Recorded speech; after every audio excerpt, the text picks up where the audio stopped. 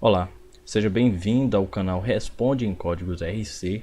O meu nome é Romário e neste vídeo estarei lançando mais uma aula do nosso curso de programação Linguagem C.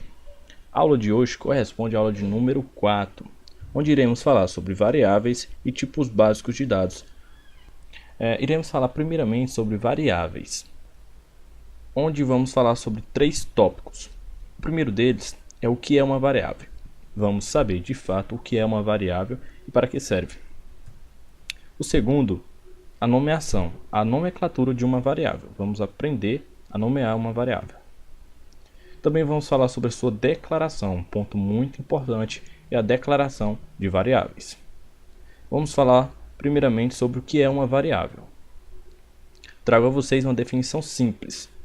Uma variável é simplesmente o nome que damos a uma posição de memória para armazenar um valor de um tipo de dado. Ora, eu estou falando que uma variável nada mais é uma posição de memória nomeada por você, que servirá para armazenar um valor de um determinado tipo de dado. Então já sabemos o que é uma variável e já sabemos para que ela serve, para armazenar valores de determinados tipos de dados. Ok? Para que isso fique mais claro para você, eu vou ilustrar aqui a memória do computador com uma tabela.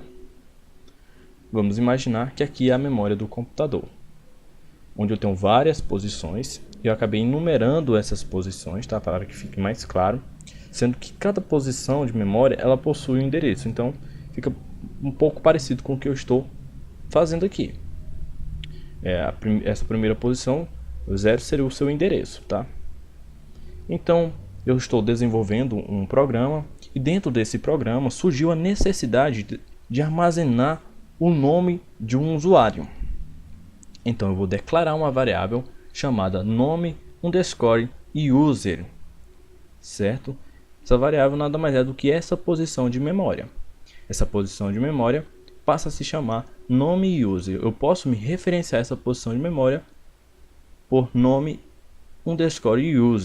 E ela está reservada para armazenar um valor, que no caso é o nome do meu usuário. Outro exemplo, eu continuei então desenvolvendo o meu programa e continuaram surgindo necessidade de armazenar outros valores. Dentre eles, surgiu a necessidade de armazenar a idade desse usuário, né? E também de armazenar o seu IMC. Tudo isso. Repare, essa posição de memória agora está nomeada de idade. Então, nessa posição de memória, eu posso armazenar um determinado valor de um certo tipo. E aqui nessa posição de memória acontece o mesmo.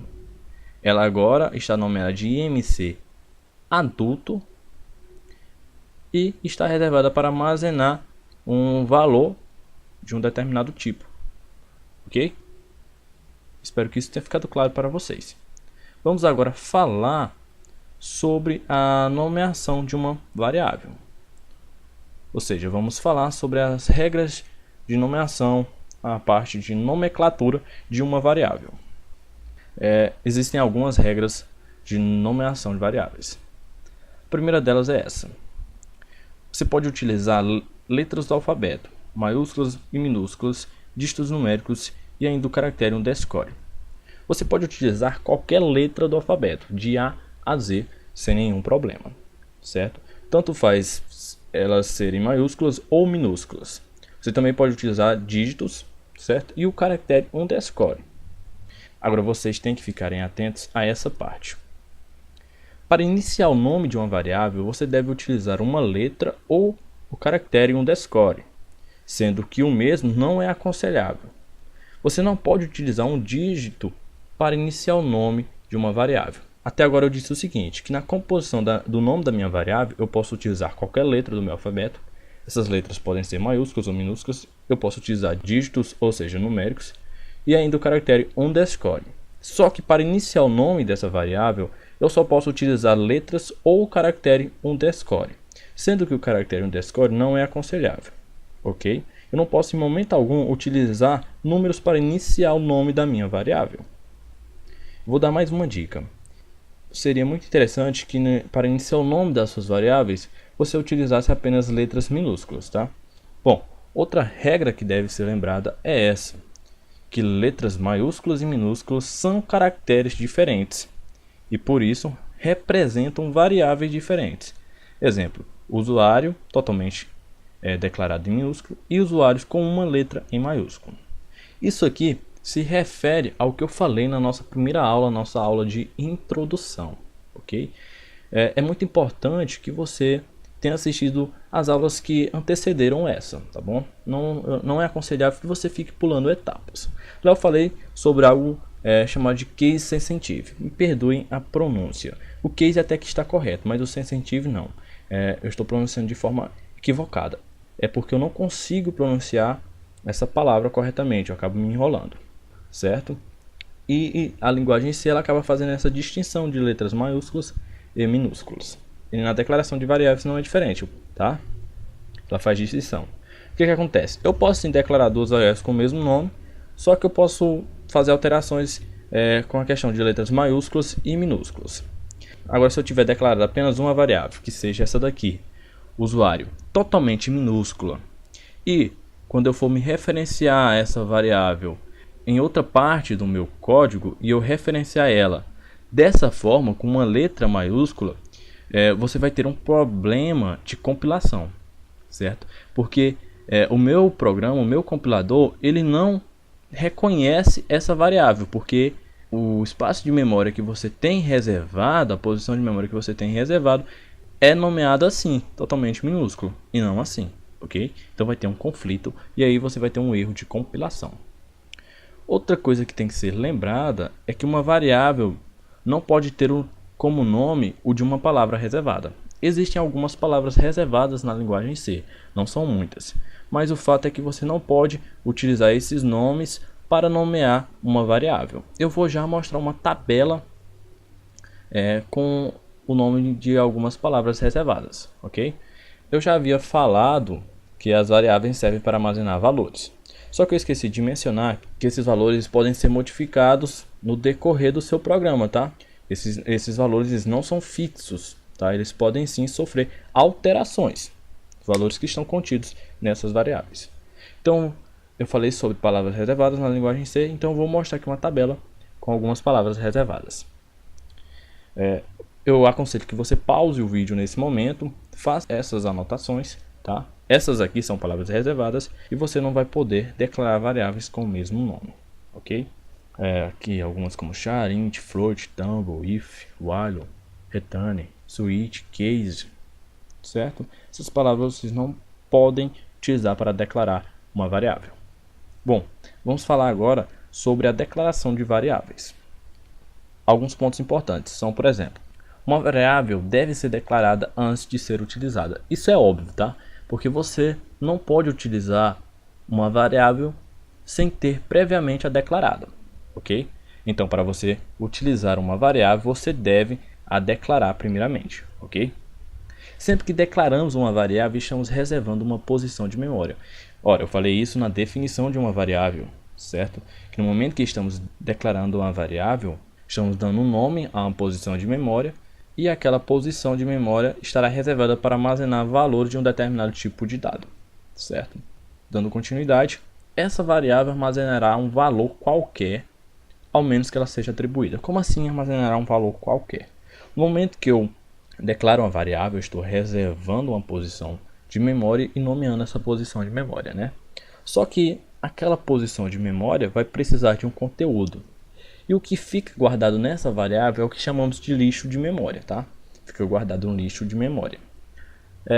Para evitar isso, no momento da declaração da sua variável, você já pode atribuir valor a ela.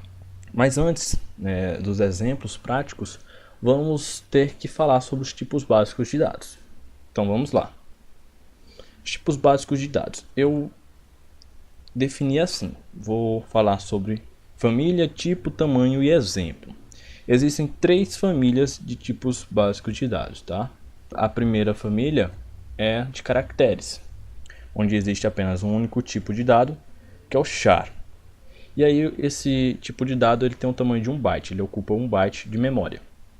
Um exemplo do que podemos armazenar nele um caractere. Eu só posso armazenar um caractere por vez em uma variável do tipo char, certo? Ou seja, uma letra, um número, eu posso armazenar um número, eu posso armazenar um caractere especial dentro dessa variável do tipo char, mas só posso armazenar um caractere por vez. Eu até posso utilizar para armazenar nomes de pessoas vetores do tipo char. E aí esses vetores se tornam na verdade strings, mas a gente só vai falar isso mais para frente, tá? Ainda vai demorar um pouco para chegar nessa parte. Bom, a segunda família são as dos reais. E aqui eu tenho dois tipos de dados, float e double. Sendo que o float ocupa 4 bytes de memória, enquanto o double ocupa 8 bytes de memória. Qual a diferença entre eles dois? A capacidade de armazenamento. Float ele pode armazenar valores enormes, valores grandes. Só que o double pode armazenar valores ainda superiores, ok? Vou dar exemplos do que pode ser armazenado aqui. No float, eu armazeno valores de ponto flutuante. Exemplo 3,14, valor de pi. Posso armazenar valores grandes também. Aqui não é o valor máximo, tá? Aqui é um exemplo do que ele pode armazenar. Ele pode armazenar na casa de milhares sem nenhum problema, ok? É apenas para ilustrar. Float armazena tanto valores positivos como valores negativos. Exemplo de double aqui, eu acabei mostrando um exemplo de um valor grande, né? Que está armazenando um valor de 123.872,87. Double armazena muito mais que isso, tá? E o float também tem uma alta capacidade de armazenamento. Assim como o float, double também armazena valores negativos. Vamos falar sobre a terceira família de dados, de tipos de dados, que é a dos inteiros. Na verdade, existe apenas um tipo de dado, que é o int, mas esse mesmo tipo, ele possui como se fosse uma espécie de subtipos, tá? Eu não vou entrar na definição real disso para não bagunçar a cabeça de vocês. Agora, por enquanto, aceitem essa definição de subtipos, tá? No decorrer do curso, eu vou explicar melhor o que são eles, na verdade, tá? O int, por exemplo, o int ele ocupa 2 bytes de memória, tá? Assim como o short int. Então vamos falar sobre o int primeiramente. O int ele pode armazenar, e aqui eu tomo, o int ele pode armazenar valores negativos e valores positivos. O menor valor que ele pode armazenar, no caso, é de menos 32.768. Já o maior é de 32.767. Esses são os seus limites, tanto para valores negativos quanto para valores positivos. Ok? Short int. O short int também ocupa 2 bytes e tem a mesma capacidade de armazenamento. O long int. O long int ele ocupa 4 bytes de memória.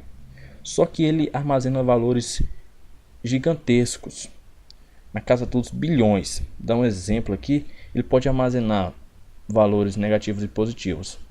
Pode armazenar até menos 2.2.483.683.648. Esse é o valor de limite quando estamos falando de valores negativos. Já no valor positivo, ele pode armazenar até o valor de 2.147.483.647. Certo? Quando você precisa de armazenar valores enormes, você pode utilizar então o long int. Outro subtipo é um unsigned int. Ele ocupa 2 bytes de memória e só armazena valores positivos, tá? Eu não consigo armazenar valores negativos nesse subtipo de dado. Posso armazenar valores positivos de 0 a 65.535, ok? Outro subtipo é um short int. Esse também tem a mesma capacidade de armazenamento e também ocupa o mesmo espaço de memória, 2 bytes.